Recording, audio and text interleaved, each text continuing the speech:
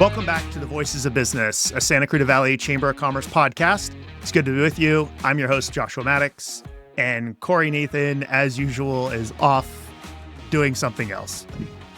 The Voices of Business is where we talk about business in the Santa Clarita Valley, talk with business owners and leaders, mainly from the Santa Clarita Valley. Sometimes we don't just stick to business. We'll talk about leadership, management, life, and really wherever the conversation takes us.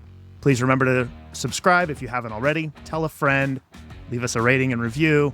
That really helps get the word out and really helps us with the conversations and those participate in the conversations like the one we're having today with Bryan Touchstone. Bryan is a seasoned leader with over 35 years of commercial retail management experience and has really helped shape retail experiences. And he brings his expertise to the heart of Santa Clarita as the general manager of the Valencia Town Center. It's good to have you on. Thank you. It's good to be here. And when I hear 35 years, I just think, oh my gosh, where has it all gone? Well, it's funny. I was talking to someone the other day and I was like, yeah, I used to go to the Chamber Expo when it was in the dirt lot where, Kohl's and Whole Foods are. And they're like, that was a dirt lot at one point? Like, I don't remember that. It's amazing. That didn't exist. It's amazing how fast things can change. Yeah. Yeah, it is. It is. And we'll talk about change. We'll talk about where the mall sort of has been. But before we get into that, I want to get into just sort of knowing you a little bit more. You've got a fascinating background, sort of growing up in New York, going to Houston for school. You've got a CPA from what I was seeing, and going through some commercial real estate and some stuff there. Tell us, walk through how did all that unfold? What does that path look like? Wow, your private detectives have been working overtime.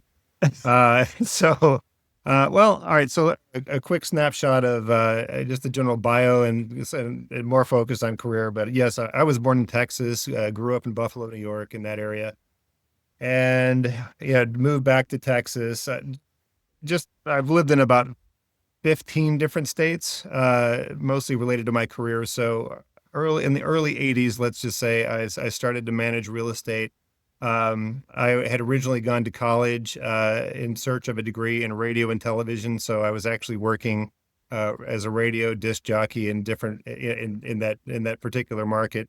And so because I was working in radio at the time, and I was hired by a company who was trying to telemarket real estate. So they liked my voice, and I did not have the Texas drawl or anything like that. So they were like, thumbs up on that. So they hired me. And then about 3 months later, they said, okay, we want you to manage an office building. I'm like, oh, sure. What is that? So that's how I kind of got into the real estate management business. And from there, I made the jump over to shopping centers. That would have been about the mid 80s. And then by the end of the 80s, I was managing, 1+ million square foot enclosed regional shopping malls. There was a 5-year period there where I moved every single year. My first mall was out in West Texas in a town called Big Spring. From there, I was moved to Huron, South Dakota. These are great markets, by the way.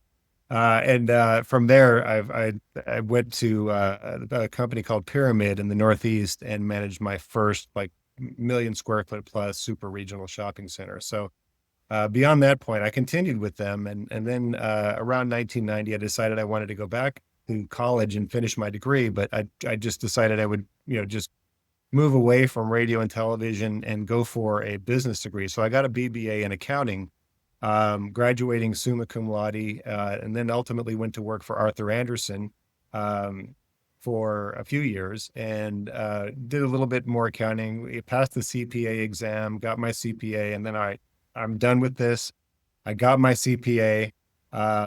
Accounting was just not sufficiently interesting for me. So I went back into property management and went to work for Rouse in Milwaukee. From there, I moved to Salt Lake City with Rouse, managing another super regional mall. And it was a great property. We were like the 900-pound gorilla in the market. So that was a lot of fun. It was a nice scenario to be able to say, to dictate terms when anybody wanted to come into your shopping center. So it was nice. Um, and then after that, I went into asset management. I decided that, hey, if I combine my accounting with my management, I might be able to make that leap up to asset management. And I did. So from there, I moved to Washington, D.C. and worked for the Mills Corporation. They were subsequently bought out by Simon. But at the same time, I had moved back. I moved to Denver to get back closer to the mountains. One of my big hobbies is photography, and I wanted to get back uh, to a more photography central, centric part of the country. And so, from there, I worked for Denver International Airport for about 5 years as the director of their concessions program, which is, which was like really commercial real estate, commercial retail management. But this program was phenomenal. It was basically the size of a strip center, about 200,000 square feet, but it was doing like $250 million in sales out of that small space. So it was a killer in terms of its sales per square foot. And from there, I moved back into an asset management role with a local developer, and then subsequently ended up working for Centennial. We moved over to Virginia, and I managed Dulles Town Center for a while, and then from there, semi-retired for about 3 months, and then another opportunity with Centennial came up here in Los Angeles, and that brought me here. Now, the part I skipped really was the overall accounting piece, to be honest. So, because I'd gone from like auditing, and then I worked for a local Nashville accounting firm, and we had some really great clients in the country music business. So, it's been a very interesting career full of lots of different twists and turns. And it's something I look back and I think, there's not a single thing I would do over if I had a choice. So that kind of brings us up to modern times, as they say. Yeah.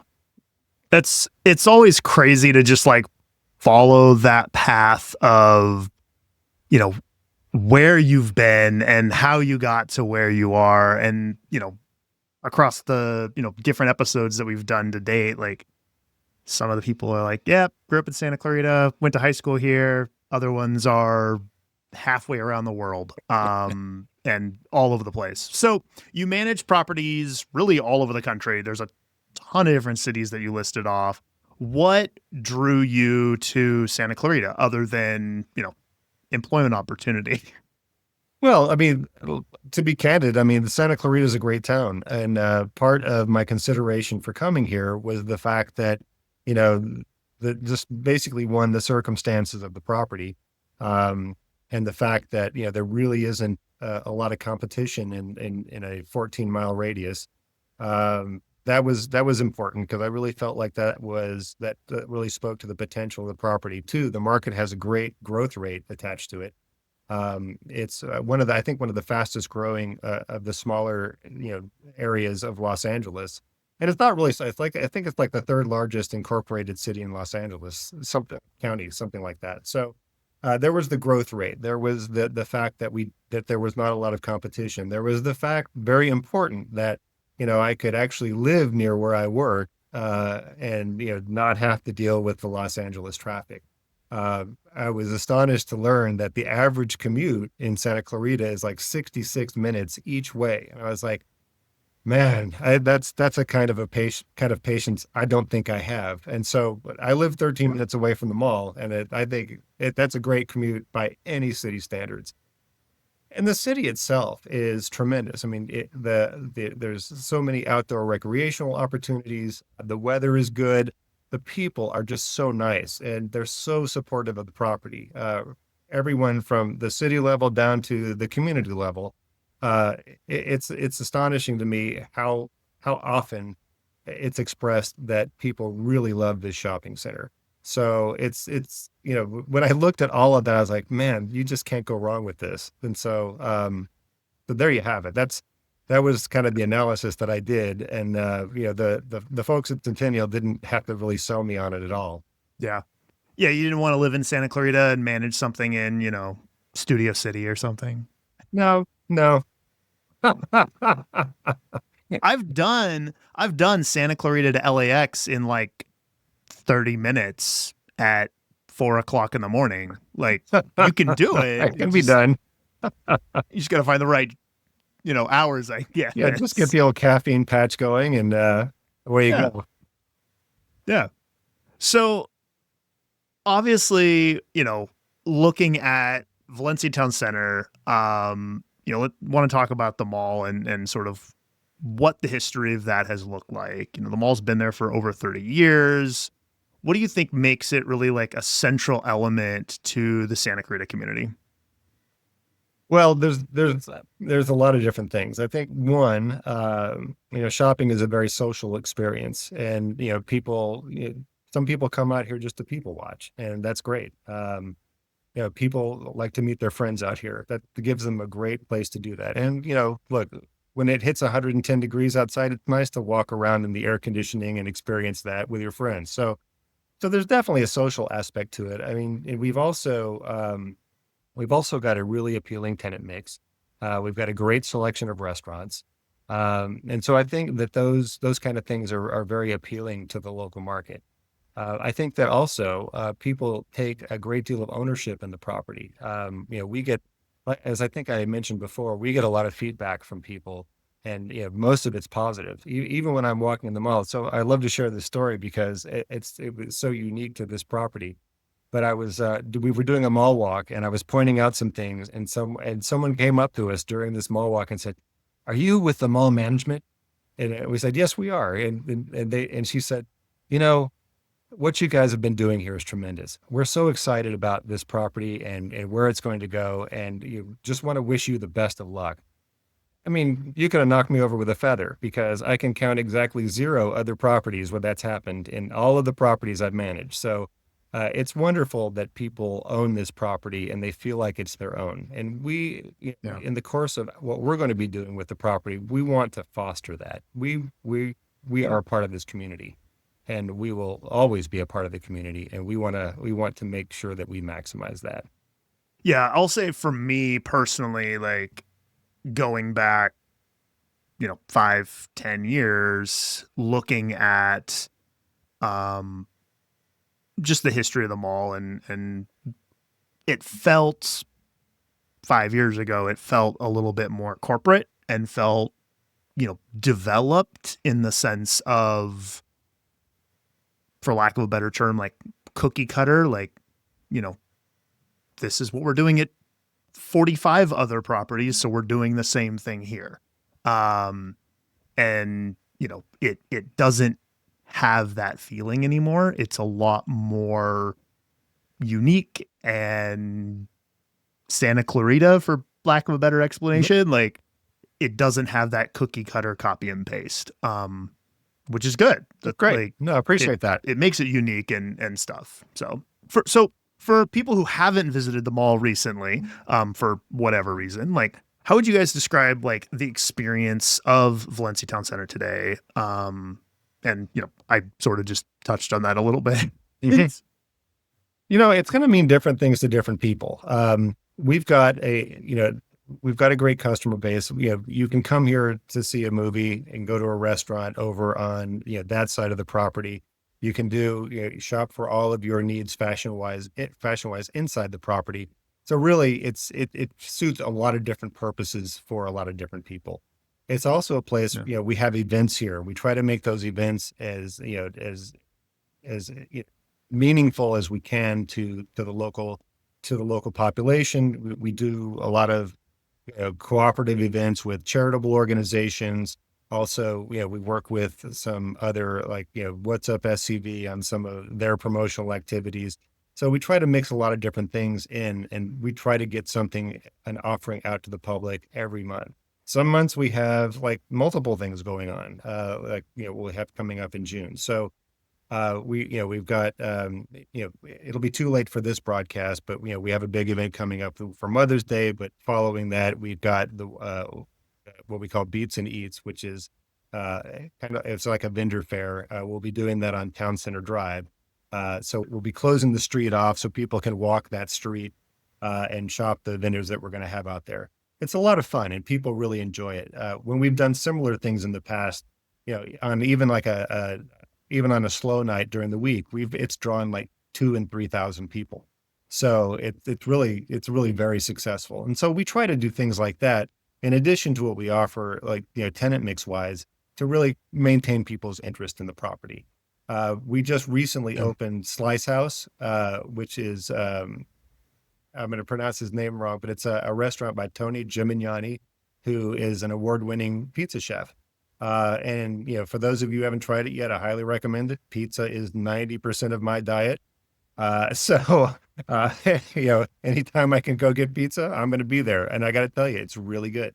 So those are the kind of things that people can experience here. We really want to try and make it something where, when you come to the mall, you have certain expectations, but we also want to create, scenarios where we're delighting you with maybe something unexpected that was unexpectedly pleasant for you.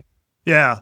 So looking back at like some of the history, and I know some of this, maybe before you were there, what are some of the biggest changes that Valencia Town Center has sort of seen over the past X number of years? I know with like expansions like the patios, or, when they moved the movie theater ages ago, or, those types of elements. Like, are there anything in the, past history that are big changes, or even, more recent stuff that's, development, stuff like that?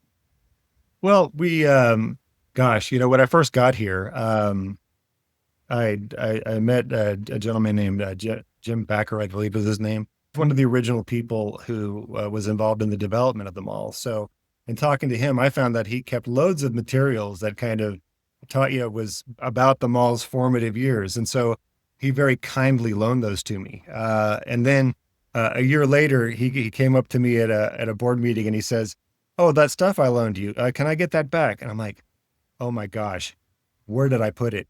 I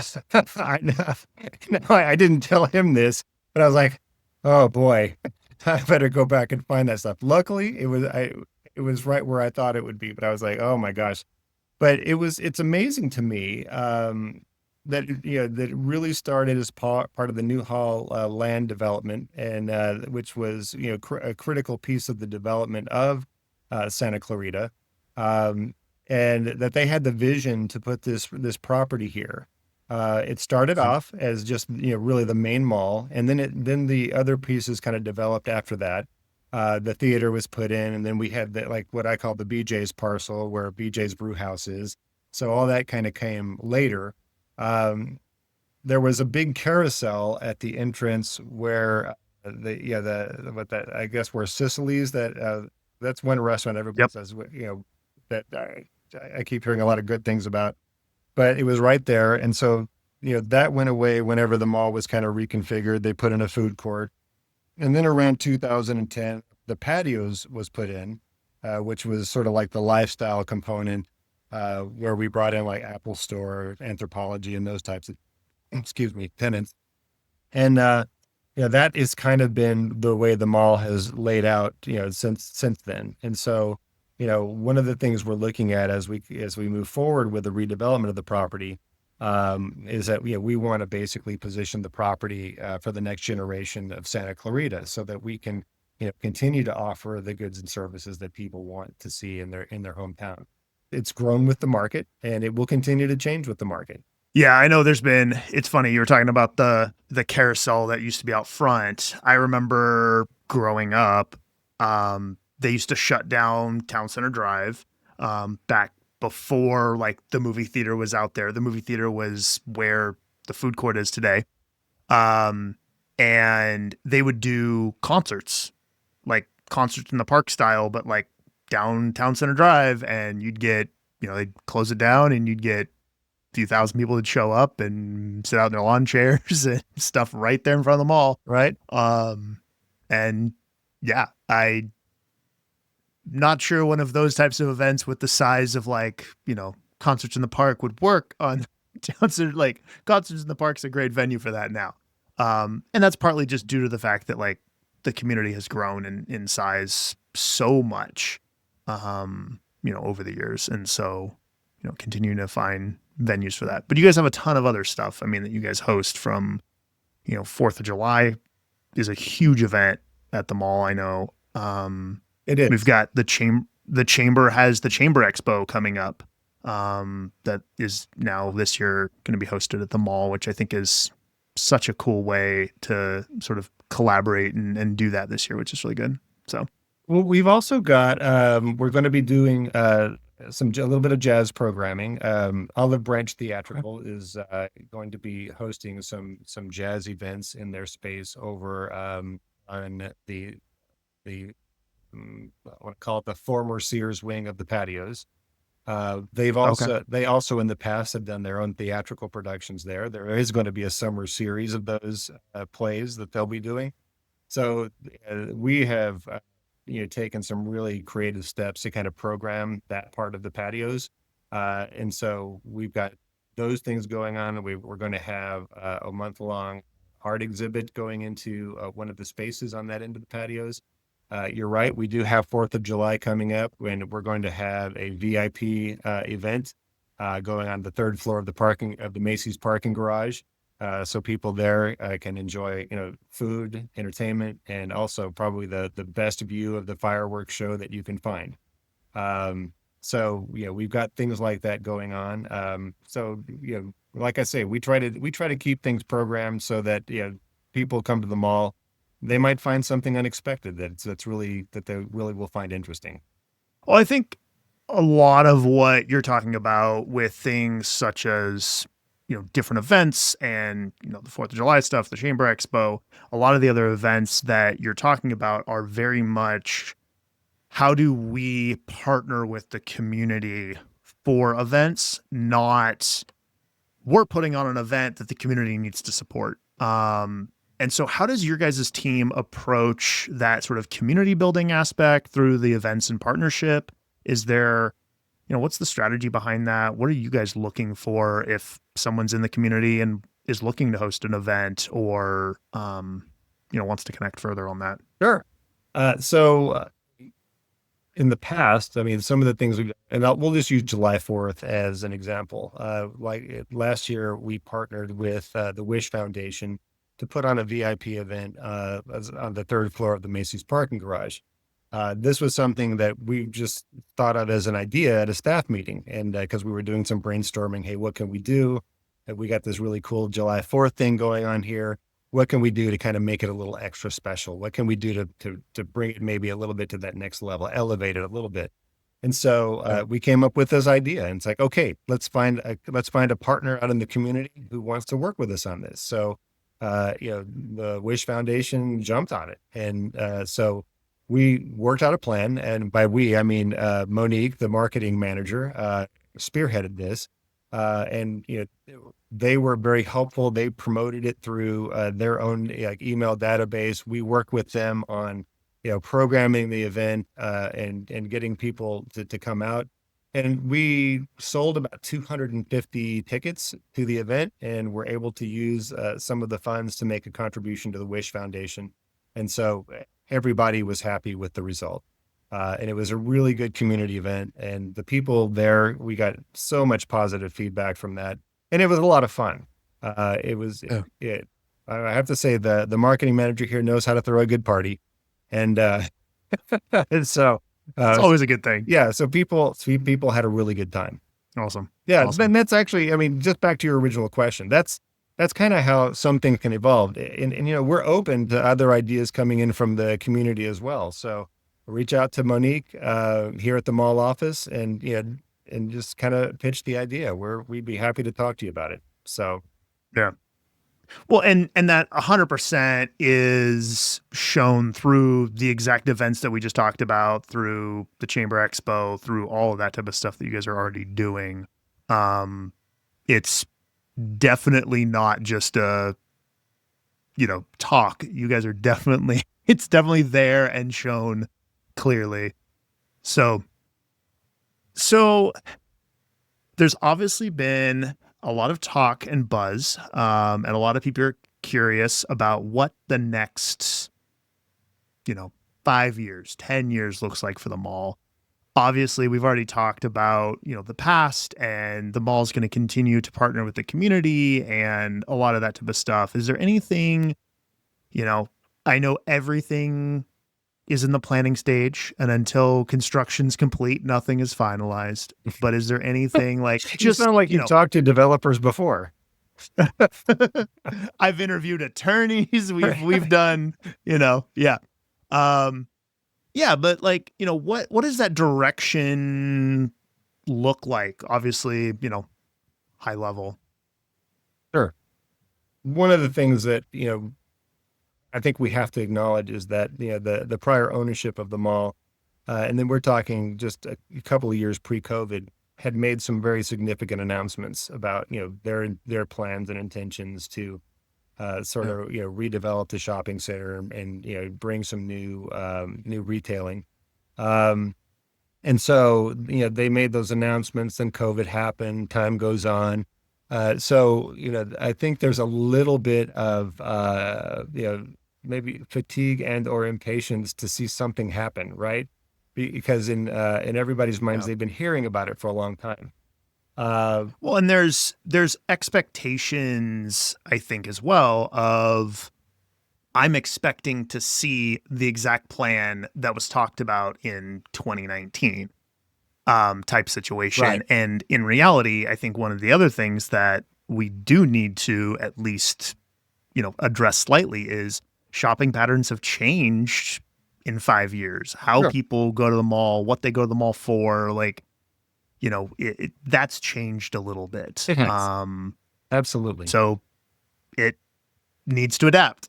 Absolutely. And that's why I say, the way we'll approach it is really just to reposition the center and make it appeal to the next generation of Santa Clarita because those shopping patterns changed. Um, and because, we have a center that, like it or not, is resistant to change because, we have a lot of agreements in place. And so to change things, we have to go back to the parties of those agreements and get their consent to changes and so on. So it actually is not as simple as, doing a plan, bidding it out and getting shovels in the dirt. It's just not that Yeah. simple. So You mean, zoning and permitting takes time? What? it does. So we wish it could go faster. But maybe that's good because maybe that means we plan better, right? And so we don't do anything Yeah. hasty.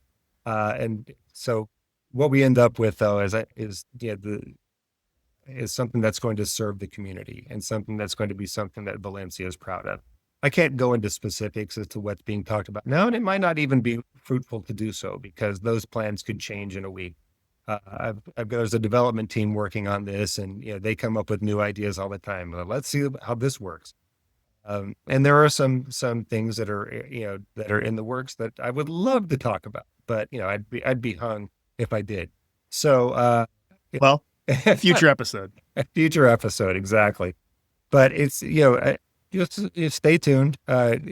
Give us a moment to do what we need to do. I think everybody's going to be very happy with the result. Yeah.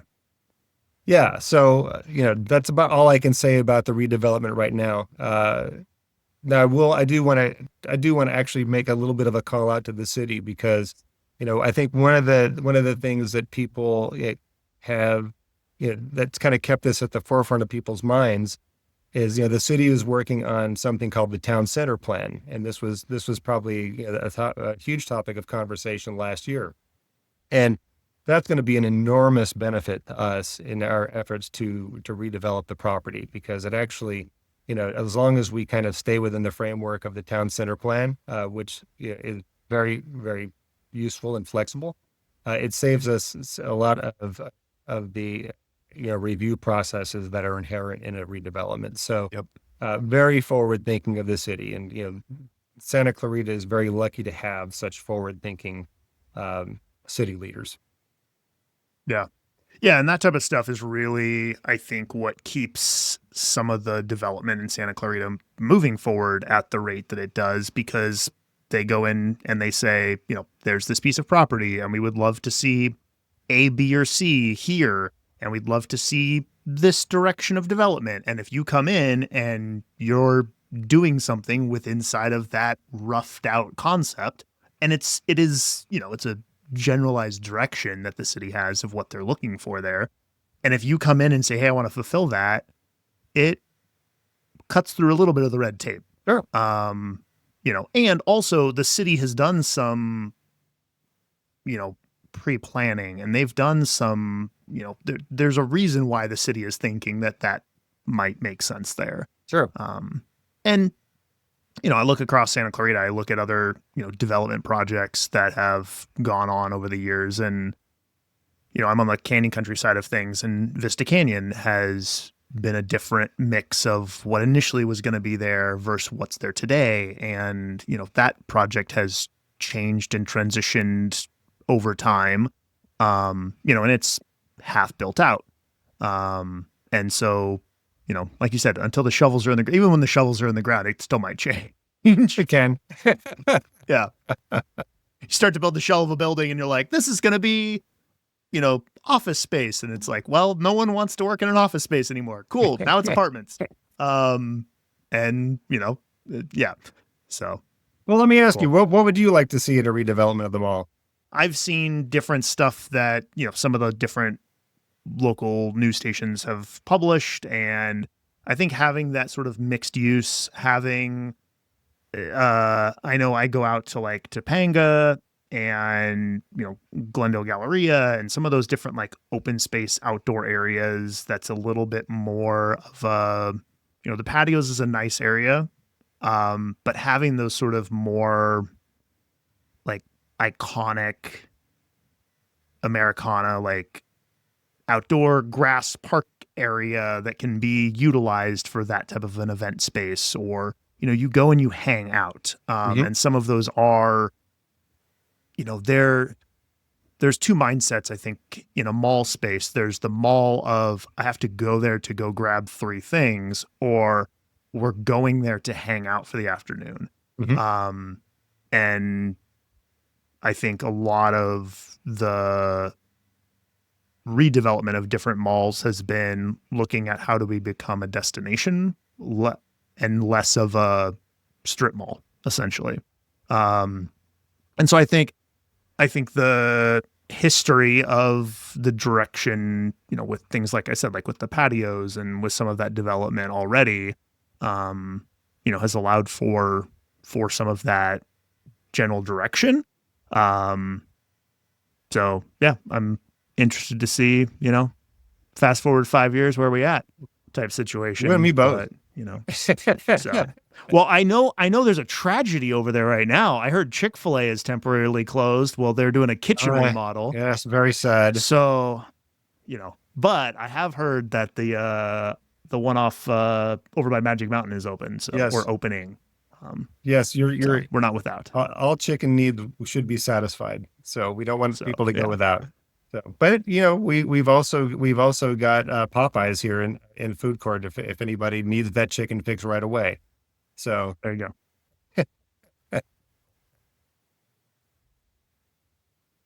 That's good. That's good. Awesome. Well, is there anything else that, people need to know about what's happening at the mall? Obviously, we'll have, the social media, website, all that type of stuff in the show notes and in the YouTube description and all of that. So we'll have all that stuff where people can find out, upcoming events, for months to come. But is there anything else that you guys want to talk about or touch on or people should know about? We're working with the Leap Museum to we had worked with them last year to take a space and make it sort of like a pop-up for kids to come, and it was themed around career objectives, and so that was so popular it was unreal. And so we had people coming in and they liked it so much. They were only going to be open for a short time. They extended. And so they want to do something similar again this year. So we're going to have the Leap Museum back. So June for the Leap Museum. And we have the usual back to school coming up. Last year we did a pumpkin patch, which brought in about 25,000 people over a 2-week period. And we did that in conjunction with a Spirit Halloween. So there was a nice sort of synergy between the two uses. We did those over on the former Sears end of the mall, and that brought a lot of activity in the area. We'd love to have them back, but we will definitely have a pumpkin patch again. So, we have a lot of different events coming up at the mall. I'm glad we'll be attaching our information to the podcast because people can keep up with things, and we have things come up at the last minute too that we put in. So Yeah, and I like some of the aspects that you're talking about, like the the types of events you guys are doing are, again, it just goes back to what we've been talking about. Like, they're community centered, like the pumpkin patch. You've got a corporate store, you've got Spirit Halloween coming in, but then how do we do something that is, community element? Like, you bring in the classic pumpkin patch, you yeah, bring in, those elements. That's cool. yeah, It's cool. So, yeah, I will say Santa Clarita, as a whole, needs a permanent children's museum. I don't know if that ends up at the mall or elsewhere, but you never know. I know there's been talks, there's been a city survey, and there's been other stuff going around. So, the good thing is there's conversations happening. So that's always the start of it. Absolutely. So awesome. Well, it's been an awesome conversation. Before we close out, do you have any questions for me? Get to flip the script a little bit there. Well, I've already asked you the big one about what you'd like to see at the mall. So how did you get involved in doing podcasts? I'm curious about. So I own a marketing agency. Mhm. And so we're full service digital marketing agency. And I actually started doing podcasting during COVID because my big 2020, goal was to join the chamber and do more in-person events. And then we know how that went quickly south. And so my team at the time was entirely remote, and I had an office in my garage. And so I didn't see the light of day or many humans. And so I was like, I want to be able to have conversations with different people, and I can't go to Starbucks and hang out and talk to people because that's just not something you can do right now. And so I started a podcast just talking to other business owners and talking about, what they're doing and the struggles that they've faced. And then life happened and got busy, and I, did a bunch of episodes there.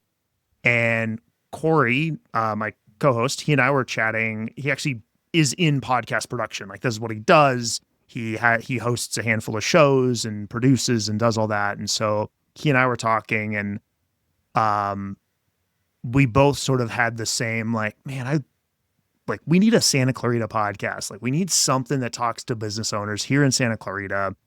And at that point, we were trying to figure out, like, okay, do we just hit a bunch of random businesses and just do it that way? Like, can we partner with somebody? And we approached the chamber on it and said, hey, this is what we'd love to do. And the chamber said, yeah, we've been thinking about something.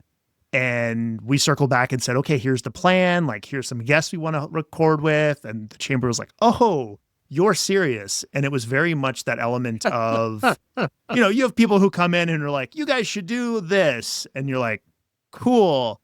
I'm not putting that together. I don't have time to do that. But then someone else comes in and says, okay, I want to host this event at the mall. This is what I want to do. These are the vendors I have. This is what I want to do. I've got all my stuff set up. And you're like, oh, okay, let's figure out a date. Let's find what works. Like, those are two very different events. Right. And that's sort of how it went. So we approached the chamber on it, and it's been great. It's been awesome conversations. And it's just good to, dig into some of Santa Clarita's history and some of the big businesses, small businesses, all different stuff out here, and really just, get to know everybody a little bit better. Well, that's really cool. I mean, and so you took the social isolation of COVID and kind of turned it into something more social. That's awesome. It's been good. So have you learned anything that's sort of unexpected that you kind of never thought you would, and that maybe was a little bit of a paradigm shift for you?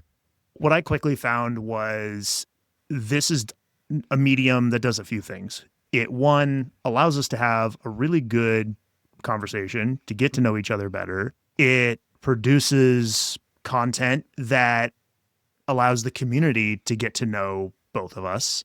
And it's really just a different medium. And I enjoy having these conversations, enjoy, getting to know people and, we chatted for 5 minutes at a chamber event, but there's so much more that you can actually sit down and have a conversation about. Sure. And sort of let others sort of sit there and listen to it as well. So it's fun. Well, listen, I appreciate you having me on your podcast, and thank you very much. I appreciate that. Awesome. Yeah, it was great having you. As always, please follow, rate, and review us wherever you get your podcast. You can follow The Voices of Business on social media. You can find me, Joshua Maddux, on LinkedIn and other socials. You can follow Corey at Corey S. Nathan, and the mall's contact info and social media and website will all be in the show notes as well. We'd love to have you or other local business leaders join in on the conversation. Thanks for listening. We'll see you next time on The Voices of Business.